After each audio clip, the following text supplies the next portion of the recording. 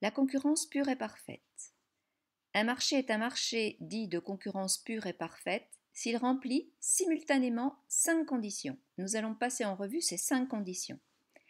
Atomicité du marché, grand nombre d'offreurs et de demandeurs. Donc le nombre de vendeurs et d'acheteurs est très grand.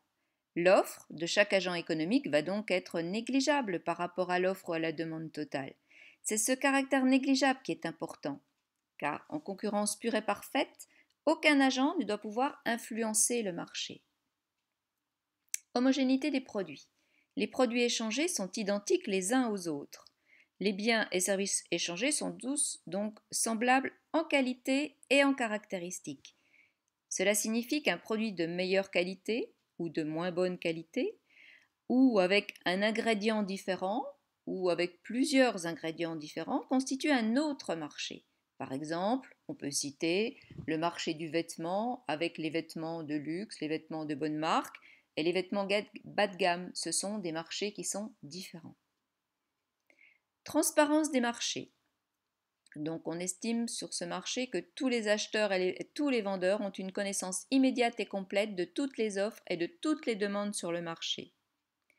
Tous les agents ont donc accès à une information qui doit être exhaustive, donc totale, parfaite et surtout immédiate sur le bien, donc sur les caractéristiques et sur les prix.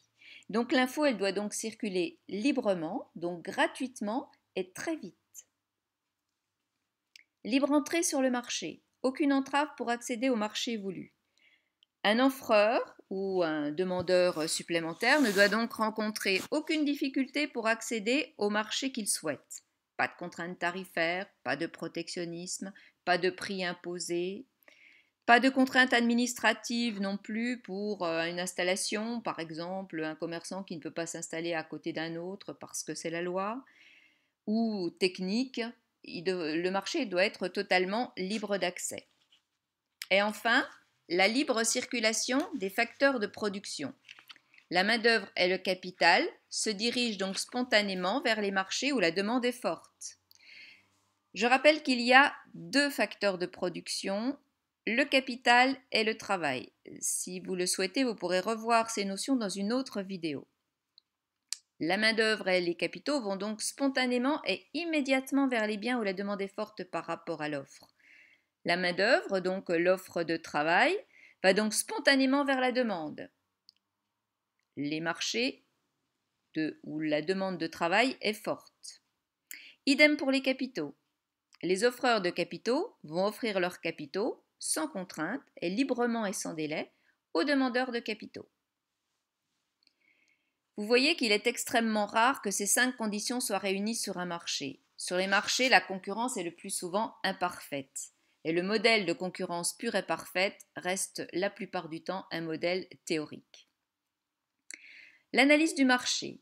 Un exercice courant qui va vous être demandé au cours de votre cursus est donc l'analyse du marché.